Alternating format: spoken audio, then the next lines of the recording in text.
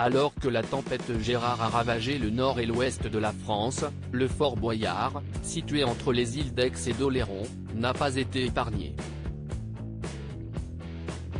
Une vidéo impressionnante de l'édifice, submergé par les vagues, a été dévoilée.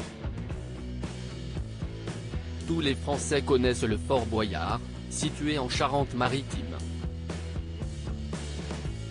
Si est dans cet édifice militaire que se réunissent chaque année des célébrités pour une émission éponyme en faveur d'associations caritatives.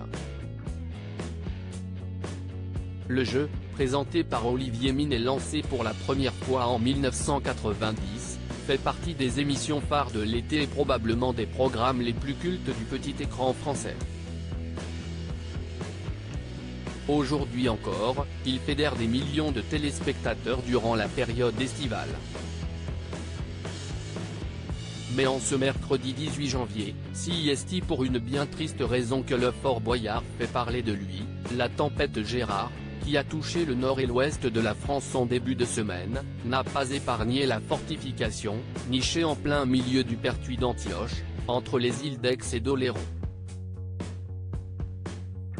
Ce lundi 16 janvier, alors que la tempête balayait l'ouest du pays avec rafales allant jusqu'à 150 km/h, le photographe Xavier Léoty a immortalisé l'impact des vagues sur le Fort Boyard. Sur les images impressionnantes, dévoilées par Sud-Ouest, l'eau submerge complètement l'édifice avant de s'engouffrer à l'intérieur.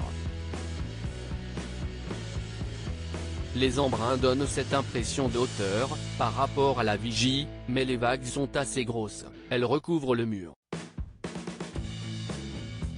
On voit d'ailleurs l'eau qui coule aussitôt après le long du parapet, a témoigné le photographe auprès du quotidien régional.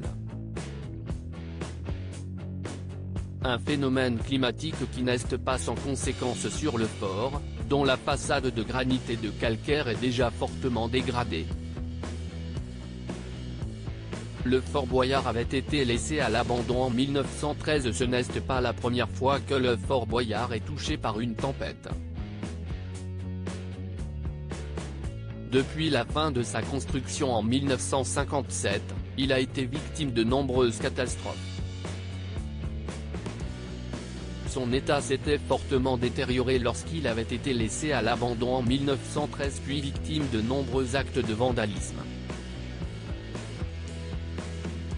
Si est finalement son rachat par Jacques-Antoine en 1988 et sa rénovation financée par le Conseil général de Charente-Maritime qui lui a permis de retrouver sa superbe. Sans compter sur le jeu culte Fort Boyard, qui lui a donné une toute autre dimension aux yeux des Français.